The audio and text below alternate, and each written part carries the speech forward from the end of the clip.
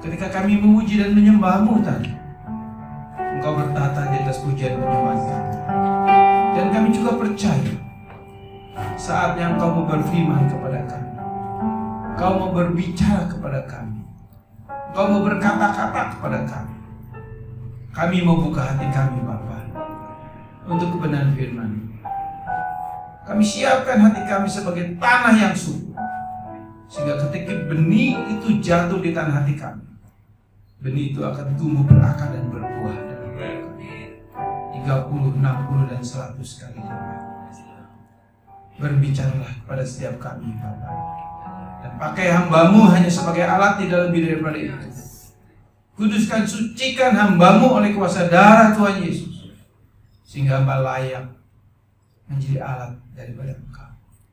Jamah hati ini Bapa untuk tidak mencuri kemuliaan Tuhan. Dan biar Allah Roh Kudus sendiri yang memberikan hikmat perkataan firman di dalam hati jiwa dan bibir ini, sehingga apa yang keluar daripada mulut hamba ini, dari perkataan hamba ini, semua datang daripada Roh Kudus, si pemberi hikmat itu. Bapa, kami percaya, kami mendengar suara-Mu, bukan mendengar suara manusia. Berbicaralah, kami siap untuk mendengar, menjadi pelaku firman, dan hidup benar di hadapan Tuhan. Dalam nama Yesus kami berdoa, amin. Salam, silakan dulu. Terima kasih dalam Tuhan.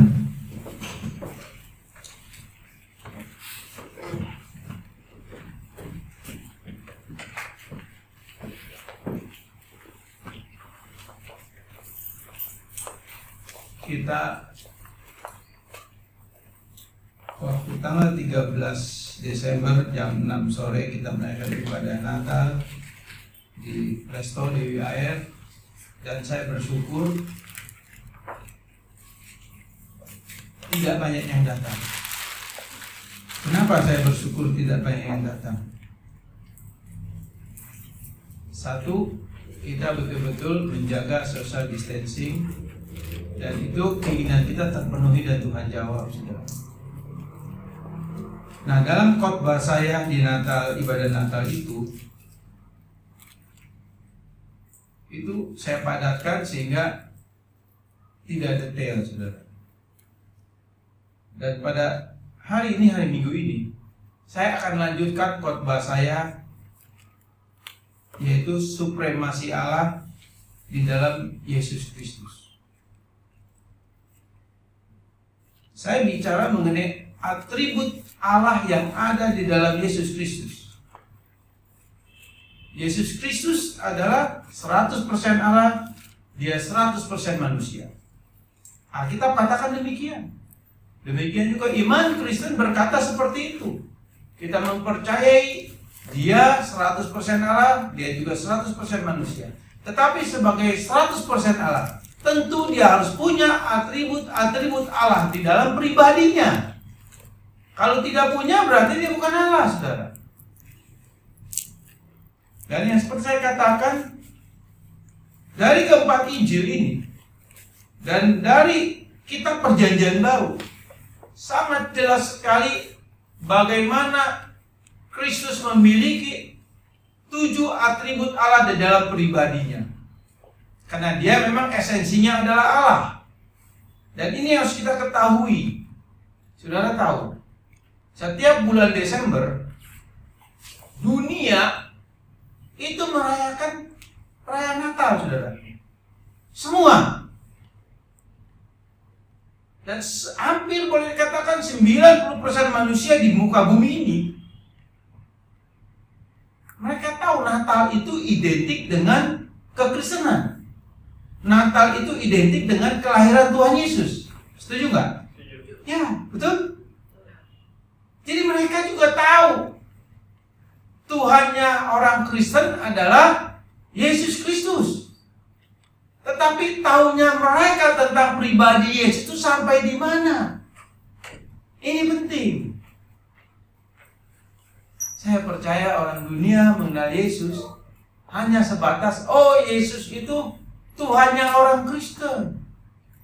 Yesus itu yang ada di kitab suci. Mereka hanya sebatas seperti itu mengenal Yesus. Bahkan mungkin kalau melihat foto-foto yang terpampang di rumah-rumah orang Kristen, di gereja-gereja, ada dalam tanda kutip gambar Yesus. Oh, ini Yesus. Seperti itu, saudara. Tapi apalah artinya hanya mengenal, oh Yesus Tuhannya orang Kristen? Apalah manfaatnya, apalah artinya? Dan itu tidak berdampak buat kehidupan mereka. Karena mereka hanya mengenal sebatas Yesus Kristus ada di Alkitab, dan itu di kitabnya orang Kristen, dan Yesus Kristus juga yang dikatakan imannya orang Kristen. Cuma itu. Gak lebih, saudara. Juga ada banyak sekali orang Kristen mengenal Yesus Kristus hanya sebatas, oh Yesus adalah Tuhan dan Juru Selamat saya, yang mati di kayu salib, bangkit hari ketiga, hari ke-40 naik ke surga. Clear. Udah, sampai di situ. Tapi tentang pribadinya,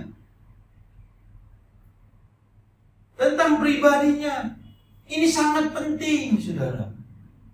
Sangat penting sekali. Kita harus betul-betul mengenal yang namanya Yesus itu adalah Tuhan Allah dan Juru Selamat kita.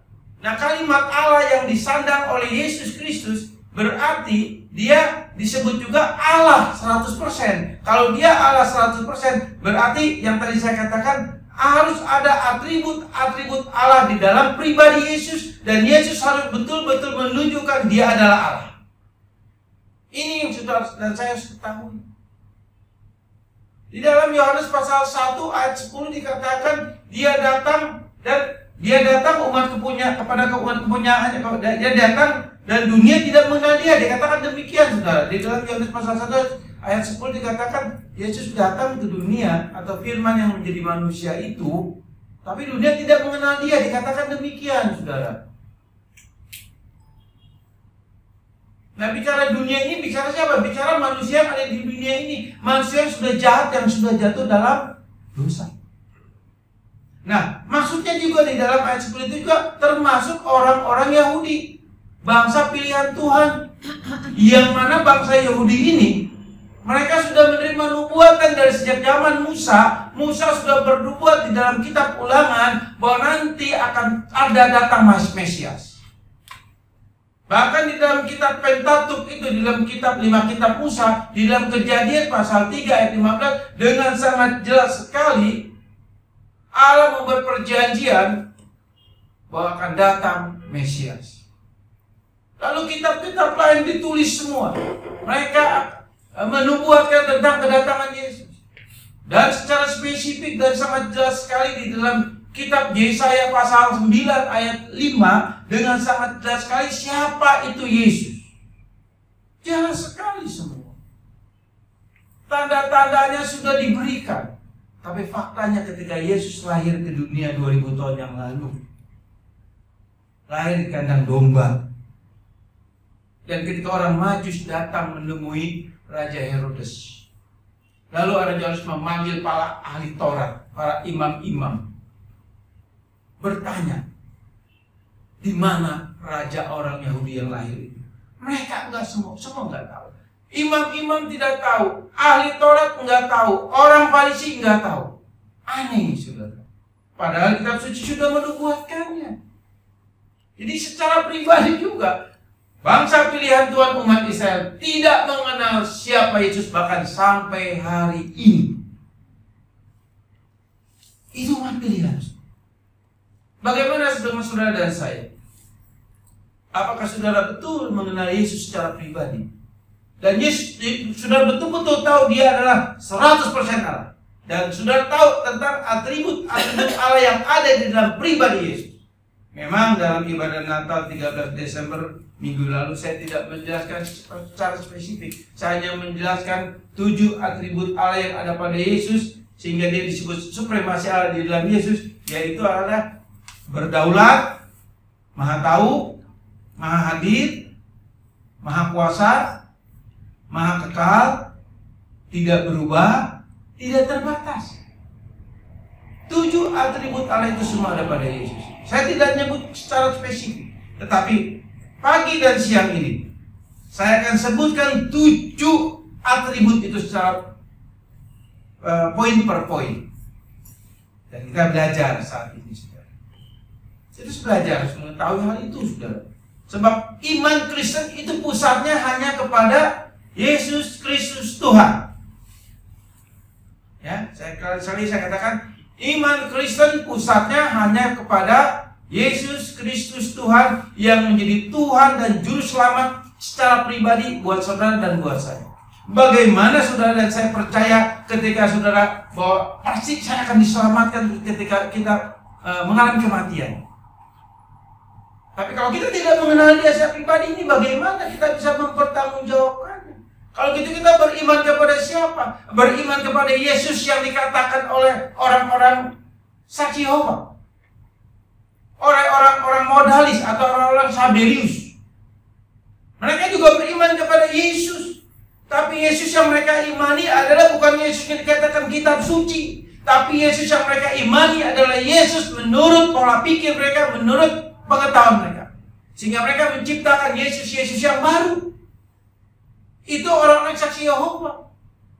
Itu orang-orang modalis atau Sabelius. Orang-orang triteisme. Orang-orang Mormon. Mereka menciptakan Yesus baru walaupun kitabnya sama. Tapi saudara dan saya sebagai Kristen sejati harus berpusat pada kitab suci.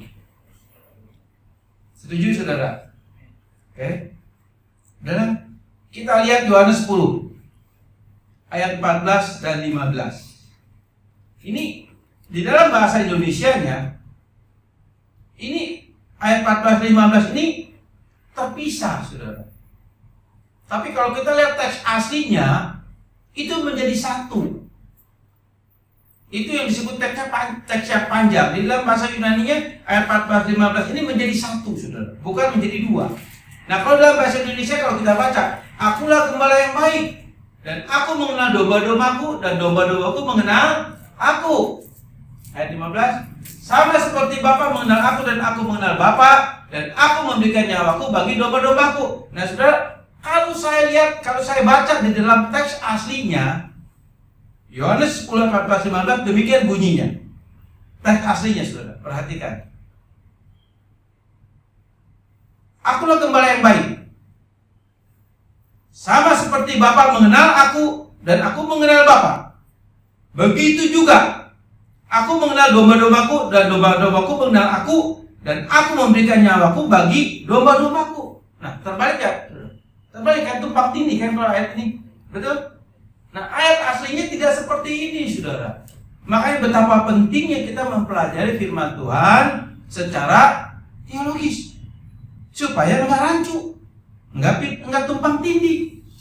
Lalu ayat yang di dalam Yohanes pasal 10 ayat 14 salah? Tidak salah. Cuma kalimatnya tidak sesuai aslinya. Saya ulangi sekali lagi dalam bahasa aslinya ya. Saya ulangi dalam bahasa aslinya. Akulah gembala yang baik. Nah, langsung loncat ke ayat 15. Sama seperti Bapa mengenal aku dan aku mengenal Bapa. Lalu loncat lagi ke ayat 14. Begitu juga aku mengenal domba-dombaku dan domba-dombaku mengenal aku, dan aku memberikan nyawaku bagi domba-dombaku. Itu teks aslinya seperti itu. Jadi di sini saudara, artinya apa? Yesus memberikan perumpamaan. Pertama dia katakan seperti Bapa mengenal aku mengenal Bapa. Dulu di ayat 14 itu seperti itu. Bukan di ayat, kalau di ayat 15 kan di Yohanes 10 bahasa Indonesia kan adanya di ayat 15, betul? Tapi sebelum masuk bagian dari ayat 14. Akulah gembala yang baik, sama seperti Bapa mengenal aku dan aku mengenal Bapa. Lalu pindah lagi ke ayat 14 coba tadi. Begitu juga aku mengenal domba-dombaku dan domba-dombaku mengenal aku, ayat 15. Dan aku memberikan nyawaku bagi domba-dombaku. Itu teks aslinya seperti itu. Jadi dia memberikan, kalau di dalam bahasa Indonesia ini ayat 10, 14, dia katakan aku mengenal dombaku, dombaku mengenal aku, sama seperti Bapa mengenal aku mengenal Bapa. Terbalik saudara. Tapi dalam bahasa aslinya dia dulu Yesus memberikan pernyataan seperti Bapa mengenal aku dan aku mengenal Bapa. Baru dia katakan begitu juga aku mengenal dombaku, dombaku mengenal aku. Jadi dia memberikan perumpamaan secara pribadi, nih aku datang dari Bapa. Firman yang menjadi manusia. Artinya apa? Bapa mengenal aku mengenal Bapa. Secara pribadi ada korelasi, ada hubungan yang intim antara Bapa dengan anak dengan Bapa. Nah lalu loncatlah Yesus memberikan perumpamaan, aku pun mengenal dombaku, dombaku mengenal aku. Sebagaimana maksudnya seperti aku mengenal Bapa, Bapa mengenal aku. Nangkep nggak saudara? Nangkep ya? Nah, kalimat mengenal di sini dalam bahasa asli disebut ginosko. Apa itu ginosko? Ginosko artinya pengetahuan. Juga ginosko dalam bahasa aslinya dalam pasal 10 ini berbicara mengenai mengenal dengan pasti. Mengenal dengan pasti artinya begini saudara. Kalau saya boleh translate ke bahasa Indonesia, aku mengenal dengan pasti, aku tahu pasti tentang dombaku dan dombaku juga mengenal pasti tentang pribadiku. Itu maksudnya. Jadi mengenal dengan pasti, bukan hanya mengenal, tidak. Contoh tadi saudara, saudara dan saya, kita semua tentu kita mengenal presiden kita Bapak Insinyur Joko Widodo, betul? Semua kenal.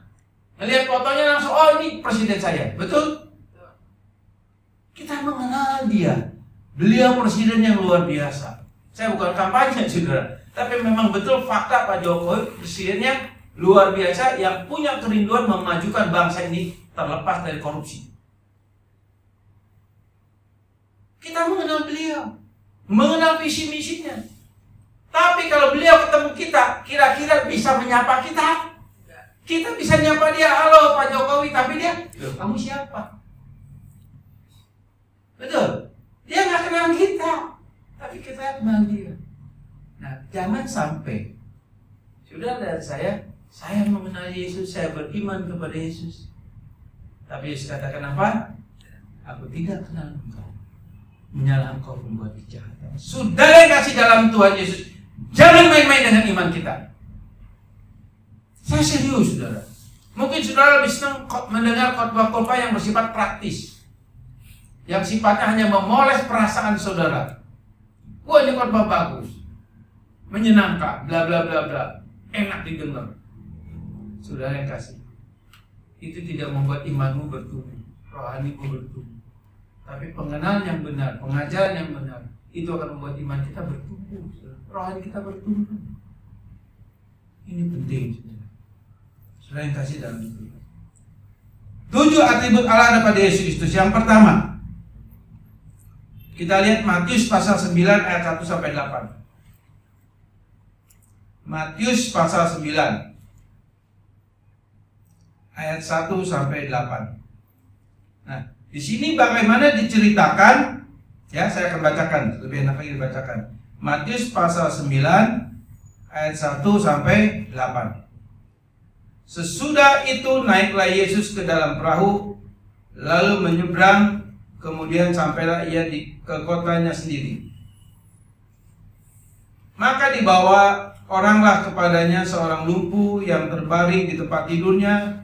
Ketika Yesus melihat iman mereka, berkata ia kepada orang lumpuh itu, percayalah, hai anakku, dosamu sudah diampuni. Maka berkatalah beberapa ahli Taurat dan dalam hatinya, ia menghujat Allah. Tetapi Yesus mengetahui pikiran mereka dan berkata, mengapa kamu memikirkan hal-hal yang jahat di dalam hatimu? Manakah lebih mudah mengatakan dosamu sudah diampuni, atau mengatakan bangunlah dan berjalanlah? Tetapi supaya kamu tahu di dunia ini anak manusia berkuasa mengampuni dosa. Lalu berkatalah ia kepada orang lumpuh itu, bangunlah, angkatlah tempat tidurmu dan pulanglah ke rumahmu.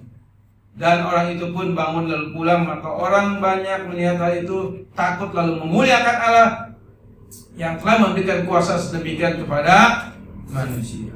Saudara, Matius 9 ayat 1 sampai 8 ini bicara bagaimana Yesus mengampuni dosa orang yang lumpuh. Sehingga dikatakan di dalam ayat yang kedua, percayalah hai anakku, dosamu sudah diampuni. Nah, orang Farisi ahli Taurat ini marah. Kenapa? Sebab hanya Tuhanlah, hanya Allah lah yang berhak mengampuni dosa manusia. Sekali lagi, hanya Tuhan atau Allah yang berhak mengampuni dosa manusia. Siapapun manusia di muka bumi ini, baik itu para nabi, para rasul, tokoh agama manapun juga, tidak berhak mengampuni dosa manusia. Tapi Yesus berkata apa?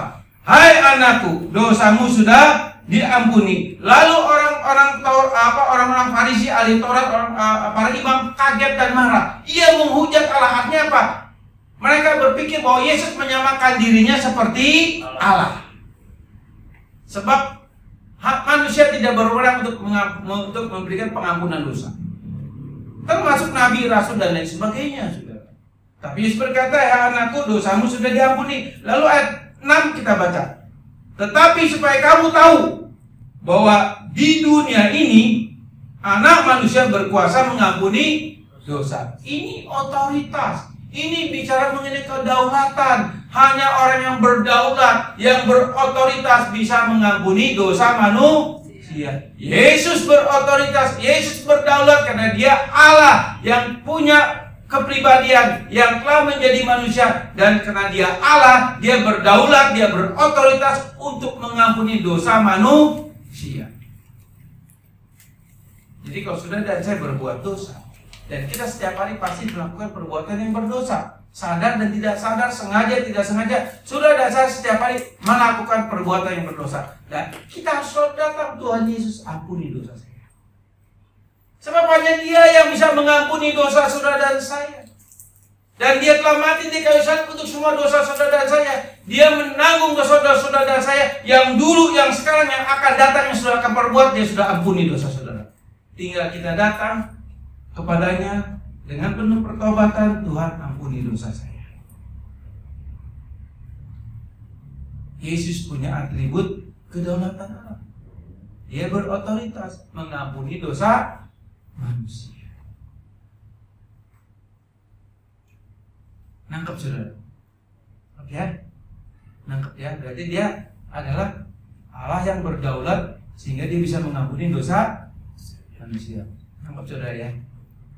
Oke. Poin yang kedua saudara, kita kejar waktu lagi saudara. Yang kedua, Maha Tahu. Pribadi yang Maha Tahu hanya Allah.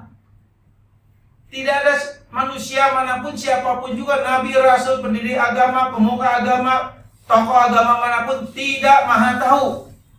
Kita terbatas ruang dan waktu. Betul saudara? Ya? Yesus Maha Tahu. Kok bisa? Yohanes pasal 4 ayat 16 sampai 19. Kita belajar saudara. Yohanes 4 ayat 16 sampai 19. Demikian firman Tuhan. Saya akan percepat supaya 7 poin ini selesai saudara. Yohanes 4 ayat 16 sampai 19. Demikian firman Tuhan. Kata Yesus kepadanya, pergilah, panggillah suamimu dan datanglah ke sini. Kata perempuan itu, aku tidak mempunyai suami. Kata Yesus kepadanya, tepat katamu bahwa engkau tidak mempunyai suami, sebab engkau sudah mempunyai 5 suami, dan yang ada sekarang padamu bukanlah suamimu. Dalam hal ini engkau berkata benar. Kata perempuan itu kepadanya, Tuhan, nyata sekarang padaku bahwa engkaulah seorang nabi. Saudara, ketika Yesus bertemu dengan perempuan Samaria ini di sebuah sumur Yakub, Yesus berkata kepada perempuan ini, pergilah suamimu. Setelah mereka bercakap-cakap, ya, lalu Yesus katakan, panggil suamimu. Lalu kata perempuan, aku tidak punya suami. Lalu Tuhan katakan, Tuhan hanya menguji perempuan ini apa jujur apa enggak. Karena dia saat itu Tuhan ini sedang berhadapan dengan seorang wanita PSK. Wanita, maaf, dalam dunia sekarang itu disebut pelacur. Tapi sudah tahu, Yesus yang harusnya pergi ke Yerusalem, tapi sengaja dia mampir ke Samaria. Dan itu tidak satu jurusan dengan Yerusalem. Dia harus kembali Misalnya contoh saudara, contoh ya, misalnya dari Kerawang ke Jakarta, lurus kan? Kalau lihat peta lurus. Tapi tapi Yesus tidak langsung ke Jakarta. Kalau dia misal mampir di Cikarang kan itu kelewat, betul nggak? Betul nggak kelewat? Lemabang, Cikarang, Tambun kelewat, kayaknya Bekasi kelewat. Ini enggak. Kalau Samaria dengan Yesus itu beda. Letak geografinya beda. Agak sedikit ke dalam, saudara. Agak sedikit ke dalam. Ya misalnya kalau dari sini ke Jakarta, Yesus mampir dulu ke Jonggol lah, mungkin ya Jonggol ke dalam lagi gitu. Jadi nggak searah gitu, saudara. Yesus sengaja datang ke Samaria. Kenapa? Karena dia tahu dia akan menjumpai satu orang wanita pelacur. Dan dia tahu bahwa wanitanya akan memenangkan jiwa-jiwa di desanya, saudara. Dia sengaja mampir. Bertemulah dengan perempuan Samaria. Ini semua karena kemahatauannya Tuhan. Kalau saudara baca dari ayat 1, ya, saudara akan baca, saudara akan tahu bagaimana Yesus punya rencana. Dan setiap rencana Tuhan tidak ada yang gagal. Yesus mampir, ketemulah dengan perempuan Samaria. Dia melihat ada seorang datang, yaitu seorang pelacur. Dia tahu sebelumnya. Sehingga dia katakan, panggil suamimu. Lalu perempuan dikatakan, aku nggak punya suami. Betul katamu, engkau tidak punya suami. Yesus melihat satu kejujuran dari si perempuan Samaria. Si seorang pelacur dengan jujur berkata, aku tidak punya suami.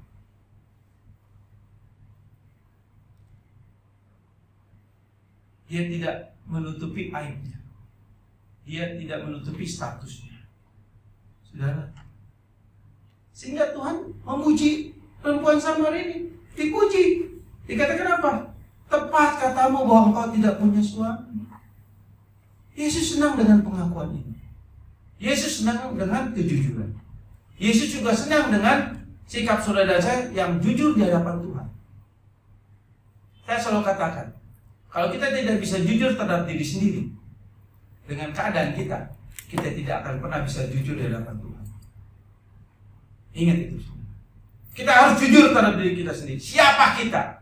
Kita adalah manusia yang berdosa, manusia yang nyagis, manusia yang bebal. Dan kita datang kepada Tuhan, Tuhan ampuni saya. Kejujuran itu penting di mata Tuhan. Keterbukaan itu penting di mata Tuhan. Lalu selanjutnya firman Tuhan katakan apa?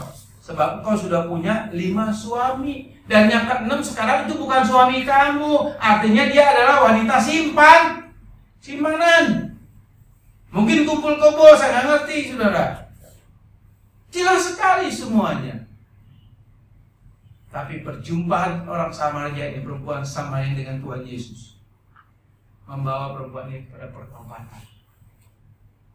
Saudara tahu, setiap orang yang berjumpa dengan Tuhan Yesus, setiap orang yang percaya kepada Tuhan Yesus, dia hidup dalam pertobatan, bukan hidup dalam dosa.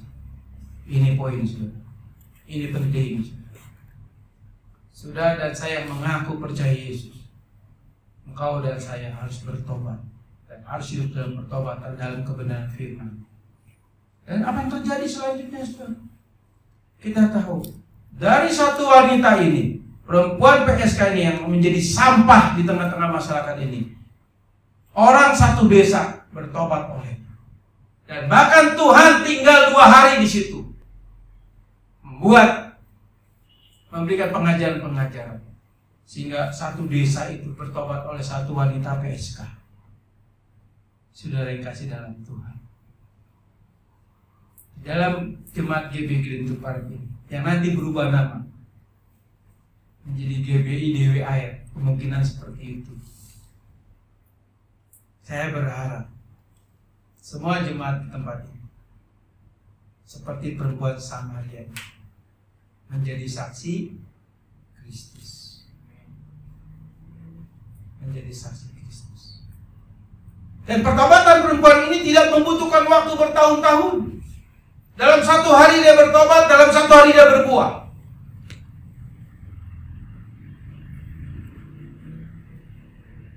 Ini anugerah. Setiap orang yang terima anugerah iman, rohaninya pasti bertumbuh.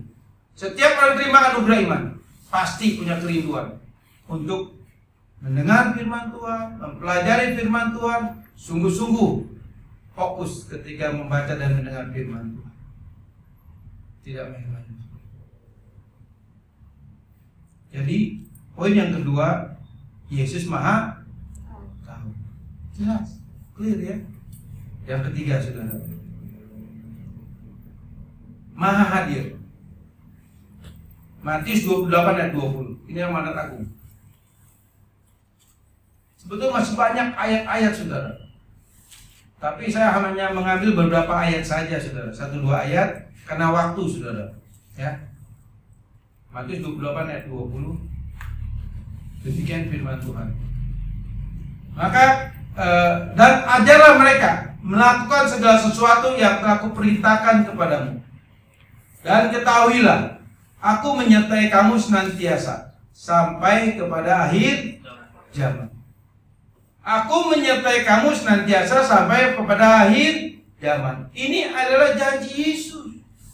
Dan janji Yesus adalah aku menyertai kamu sampai kesudahan zaman. Menyertai siapa? Menyertai setiap orang yang percaya kepada Dia, setiap orang yang beriman kepada Dia, setiap kepada Kristen-Kristen sejati, Kristen-Kristen yang setia. Yesus akan menyertai sampai kesudahan zaman. Berarti saudara dan saya, setiap hari kita berjalan bersama Yesus. Dan di dalam Matius pasal 1 ayat 23 dengan sangat jelas sekali, Allah berkata kepada lewat malaikat Mikael apa Jibril ya. Nah, dia berkata kepada Yusuf, berkata apa? Nanti anak yang lahir kamu namai Immanuel. Artinya Allah beserta kita. Ini bicara mengenai kemahadiran Tuhan. Ini bicara mengenai Allah itu maha hadir. Siapa? Yesus. Bahkan di dalam Yesaya pasal 9 ayat 5 dikatakan Dia Immanuel, Allah yang menyertai saudara dan saya. Artinya apa? Artinya Yesus maha hadir. Di mana saudara berada, di situ Dia ada bersama saudara. 2 miliar orang Kristen yang setia di dunia ini. Berarti di dalam waktu yang bersamaan 2 miliar orang, Yesus hadir dalam 2 miliar orang itu dalam waktu yang bersamaan. Berarti Dia maha hadir. Ini atribut yang ketiga, saudara. Berarti saudara dan saya kemanapun saudara dan saya pergi, ya, Dia ada bersama kita. Karena Dia katakan, aku menyertai kamu. Nah, pertanyaannya, apakah saudara percaya Yesus menyertai saudara? Apakah saudara percaya Yesus bersama saudara? Halo? Saudara percaya? Hanya orang yang beriman sejati percaya bahwa itu Yesus bersama saya. Dia Immanuel.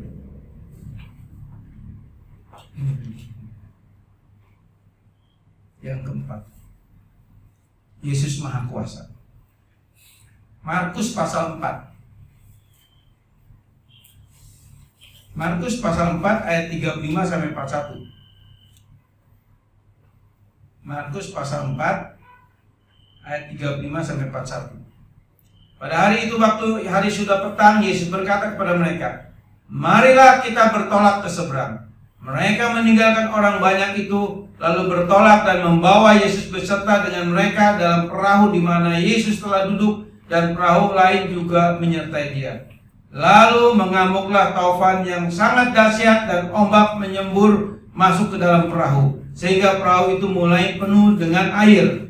Pada waktu itu Yesus sedang tidur di buritan di sebuah tilam. Maka murid-muridnya membangunkan Dia dan berkata kepadanya, Guru, engkau tidak peduli kalau kita binasa. Ia pun bangun menghardik angin itu dan berkata kepada danau itu, diam, tenanglah. Lalu angin itu reda dan danau itu pun menjadi teduh sekali. Lalu Ia berkata kepada mereka, mengapa kamu begitu takut? Mengapa kamu tidak percaya? Mereka menjadi sangat takut dan berkata seorang kepada yang lain, siapakah gerangan orang ini sehingga angin dan danau pun taat kepadanya? Nah, saudara, di sini berbicara mengenai apa? Kemahakuasaan. Yesus berkuasa. Alam semesta saja tunduk kepada perintahnya, sehingga ketika topan datang, angin badai datang yang akan menenggelamkan perahu yang ditumpanginya, lalu Yesus berkata apa? Diam, tenanglah. Lalu pada detik itu juga badai berhenti, ombak menjadi tenang. Ini murid-murid Tuhan ini sebagian besar adalah nelayan. Mereka punya pengalaman yang luar biasa. Mereka lahir sebagai seorang nelayan. Mereka tahu angin topan yang saat itu mereka hadapi, yang mereka sedang alami, ini bukan angin topan biasa. Ini angin topan yang luar biasa yang disebut angin sakal. Itu kalau saya mau ceritakan tentang angin sakal atau angin topan yang dikatakan di dalam Markus pasal 4, itu bukan hanya angin yang keras begini, tidak. Tapi angin itu, ya, itu seperti puting beliung. Semua ombak itu dari depan, belakang, kiri, kanan itu semua bergejolak. Ini akan tenggelam. Nelayan tahu. Mereka berpikir mati saat ini. Mati. Kan ini memang yang paling ditakuti. Tapi Yesus katakan apa? Diam, tenanglah. Lalu angin itu berhenti. Ombak tenang. Sehingga para nelayan ini murid-muridnya berkata, ini siapa orang ini? Ngerti ya? Nangkap sudah ya? Yesus Maha Kuasa. Dia berkuasa atas alam semesta. Sebab alam semesta Dia yang ciptakan. Betul? Di dalam Kejadian pasal 1 ayat 1, pada mulanya Allah menciptakan langit dan bumi. Kalimat pada mulanya itu bicara mengenai ketritunggalan, mengenai Trinitas, di mana Allah berfirman. Di dalam Mazmur pasal 2 ayat 7 dikatakan, apa yang keluar dari mulut Allah itulah yang namanya firman, firman yang telah menjadi manusia. Jadi Yesuslah yang menciptakan semua alam semesta ini. Dari yang tidak ada menjadi ada. Sehingga Yesus katakan kepada alam semesta, diam, tenanglah, maka Allah pun tunduk kepada perintahnya. Ini kemahakuasaan Tuhan. Lalu Dia berkuasa atas alam semesta ini. Lalu kita lihat lagi Yohanes pasal 10 ayat 18. Yohanes 10 ayat 18. Yohanes 10 ayat 18. Saya minta saudara fokus ya. Yohanes 10 ayat 18, demikian firman Tuhan. Tidak seorang pun mengambil daripadaku, melainkan aku memberikannya menurut kehendakku sendiri. Aku berkuasa memberikannya dan berkuasa mengambilnya kembali. Inilah tugas yang kuterima dari Bapa. Saudara, di dalam Yohanes pasal 18, Yesus menunjukkan bahwa Dia berkuasa atas kehidupan. Dia berkuasa atas kehidupan. Jadi semua makhluk hidup di muka bumi ini, yang ada di bumi ini, semua makhluk kehidupan itu ada di dalam kekuasaan Tuhan. Tuhan berkuasa mengambil, Tuhan berkuasa juga untuk memberikan. Jadi segala kehidupan itu ada di dalam kekuasaan Tuhan Yesus.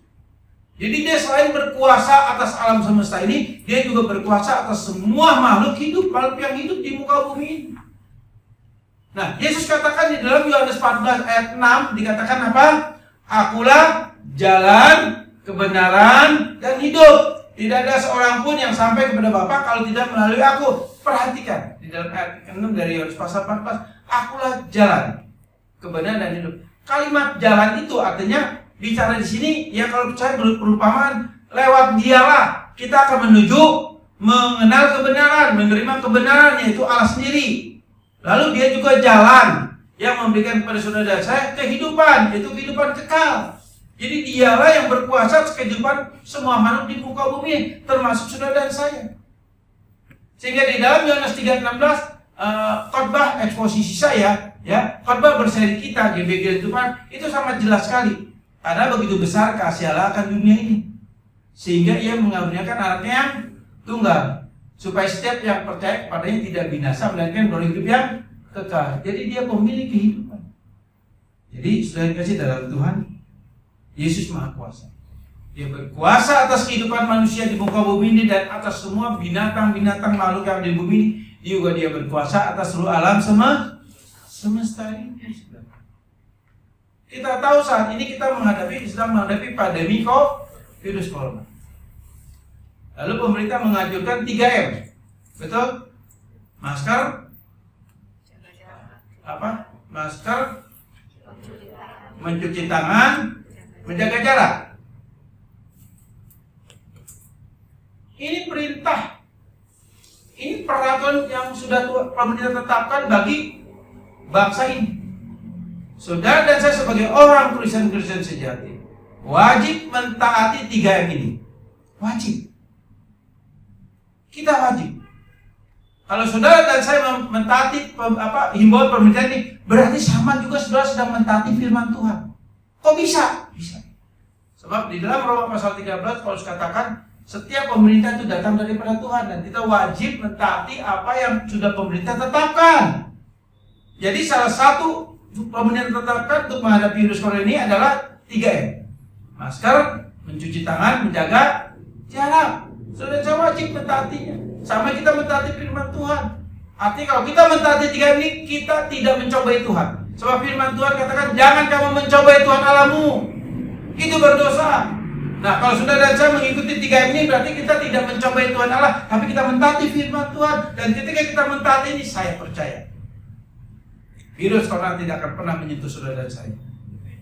Pasti, saudara. Saya bukan sombong, tidak.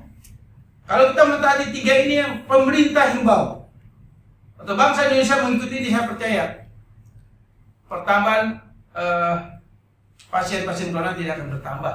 Tidak akan. Tapi karena semua tidak ada, banyak yang tidak taat untuk hal ini semua.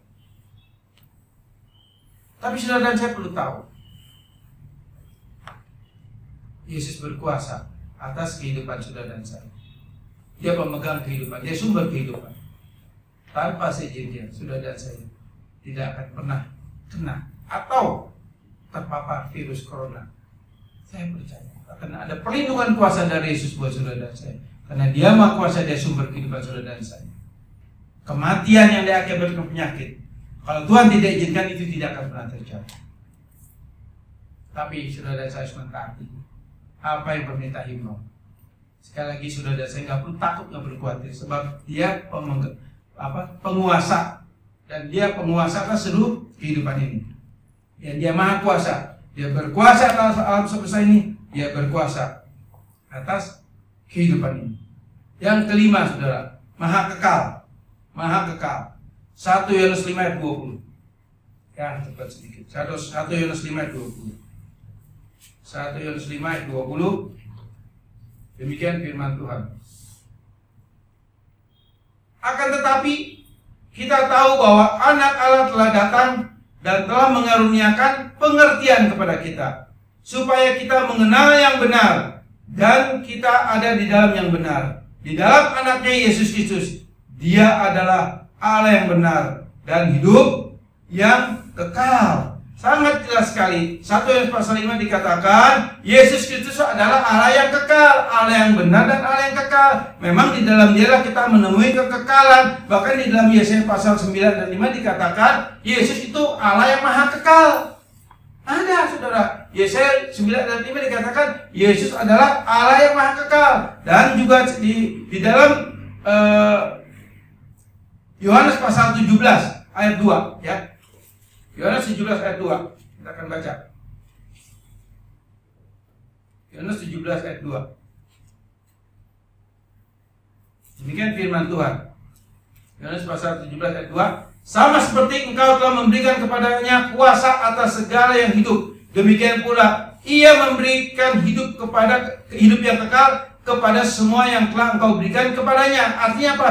Yesus yang berhak, Yesus yang bisa memberi hidup yang kekal. Dia adalah sumber kekekalan. Berarti sumber kekekalan ini ketika dia berikan kehidupan buat saudara dan saya, kehidupan yang kekal, karena memang ini bersumber dari hidup yang kekal, bersumber dari sumber yang kekal. Berarti saudara dan saya menerima hidup yang kekal. Ketika nanti saudara dan saya dipanggil dalam kematian tubuh, kita akan bersama dia di surga, dan dia akan memberikan hidup yang kekal. Dia yang menjamin saudara dan saya. Bahkan Yesus berkata, akulah hidup yang kekal itu. Jadi dia adalah Yesus yang maha kekal. Dia adalah yang maha kekal.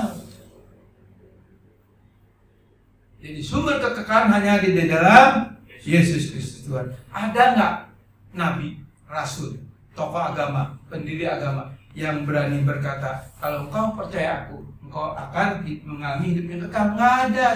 Semua juga memberikan solusi, semua juga memberikan nasihat. Ikuti ini apa yang kuajarkan supaya kamu masuk surga, supaya kamu dapat hidup yang kekal. Semua memberikan solusi. Bahkan para nabi, para rasul pun tidak bisa menjamin tentang apa yang diajarkan. Tapi saudara dan saya menemui kebenaran yang ada hanya di dalam kitab suci orang Kristen. Ini kebenaran sejati. Ini firman Tuhan. Ini adalah kebenaran. Ketika saudara dan saya mempercayai firman Tuhan yang adalah Yesus Kristus Tuhan, sumber kekekalan, saudara dan saya pasti menerima hidup yang kekal. Ini pasti. Ini jaminan, saudara. Yang keenam, saudara. Saya minta waktu 5 menit lagi, saudara. Tidak berubah. Yesus tidak berubah. Ibrani 13 ayat 8. Ibrani 13 ayat 8. Ibrani 13 ayat 8, demikian firman Tuhan. Yesus Kristus tetap sama, baik kemarin maupun hari ini dan sampai selama-lamanya.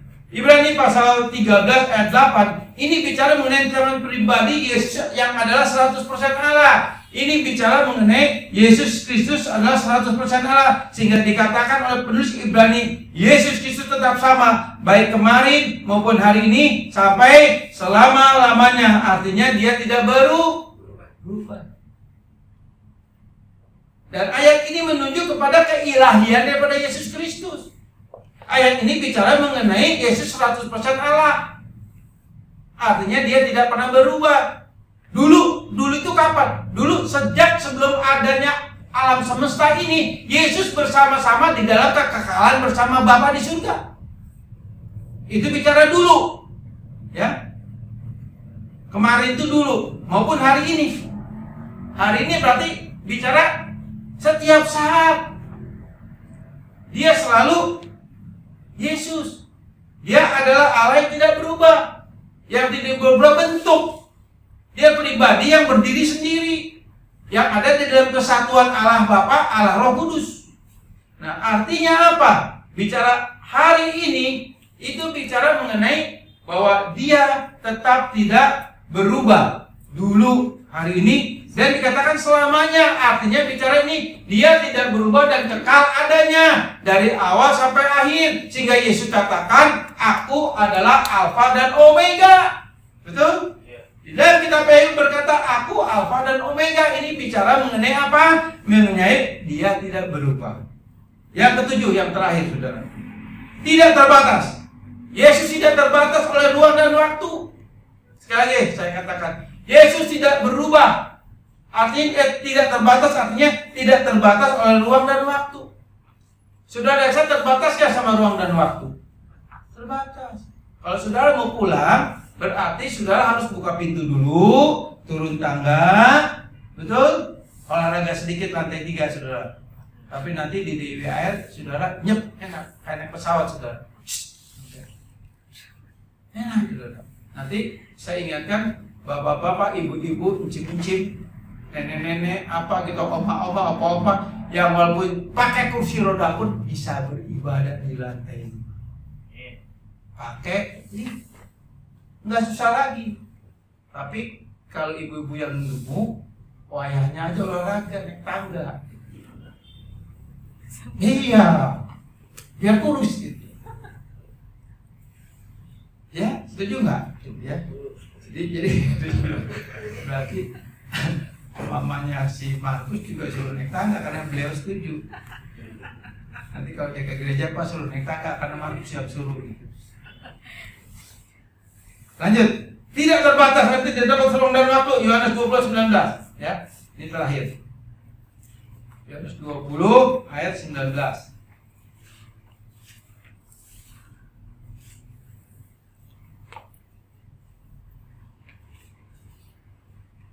Nah, ini aja saya bacain Yohanes 20:19. Ketika hari sudah malam, pada hari pertama-tama itu berkumpullah murid-murid Yesus di suatu tempat dengan pintu-pintu yang terkunci. Karena mereka takut kepada orang Yahudi. Perhatikan, mereka kumpul di suatu ruangan atas. Ini bicara ruangan lantai atas yang waktu Yesus, kalau tidak salah ya, Yesus yang ketika mengadakan perjamuan kudus. Ya, ini ruangannya. Mereka tutup pintu rapat-rapat. Pada waktu itu datanglah Yesus dan berdiri di tengah mereka dan berkata, damai sejahtera bagi kamu. Saudara, ini ruangan yang tertutup, tiba-tiba Yesus nongol, hadir. Berarti Yesus tidak terbatas ruang dan waktu. Setuju? Enggak ketok-ketok dulu, saudara. Nah kalau saudara mau masuk ruangan yang dikunci pasti ketok-ketok lu, nggak mungkin tiba-tiba saudara nembus tembok saudara. Gak bisa. Tapi dikatakan Yesus tiba-tiba hadir di ruangan yang terkunci. Artinya apa? Yesus tidak terbatas. Kebangkitannya menunjukkan dia adalah 100% Allah. Lain kasih dalam Tuhan. Dengan khotbah saya tidak diteruskan. Ini meneruskan khotbah di Natal, supremasi Allah di dalam Yesus Kristus. Saya berharap saudara mempelajarinya sehingga saudara sekarang mengerti dan tahu bahwa Yesus yang saudara percayai betul-betul 100% Allah. Dan ia menjadi kesaksian buat saudara dimanapun saudara berada, sehingga saudara tidak lagi takut dipersakit bahwa Allah yang aku sembah di dalam Yesus adalah 100% Allah. Dan saudara bisa jelaskan tentang atribut-atribut ini yang tidak dimiliki oleh nabi manapun, oleh rasul manapun, tidak pernah dimiliki. Hanya Yesus Kristus, sebab dia yang telah menjadi manusia. Dan saudara dan saya beriman kepada Yesus Kristus yang hidup, kepada yang benar, kepada yang kuasa, kepada yang berotoritas. Jadi iman saudara dan saya tidaklah menjadi sia-sia.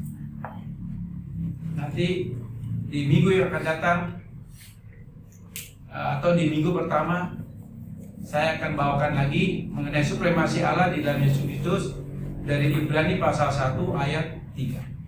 Karena kemarin tidak jelas, tidak spesifik. Jadi saya punya kenan dijelaskan lagi ke jemaat supaya saudara dan saya belajar lebih spesifik.